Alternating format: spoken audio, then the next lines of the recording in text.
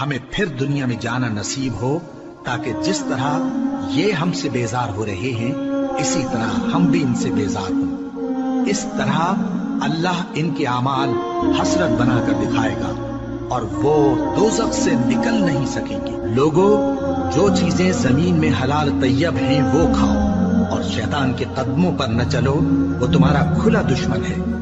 وہ تو تم کو برائی اور بے حیائی ہی کے کام کرنے کو کہتا ہے، اور یہ بھی کہ اللہ کی نسبت ایسی باتیں کہو جن کا تمہیں کچھ بھی علم نہیں۔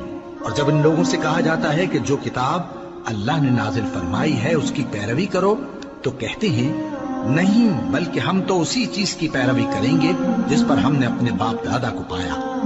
بھلا اگرچہ ان کے باپ دادا نہ کچھ سمجھتے ہوں اور نہ سیدھے راستے پر ہوں، تب بھی وہ انہی کی تقلید کیے جائیں گے۔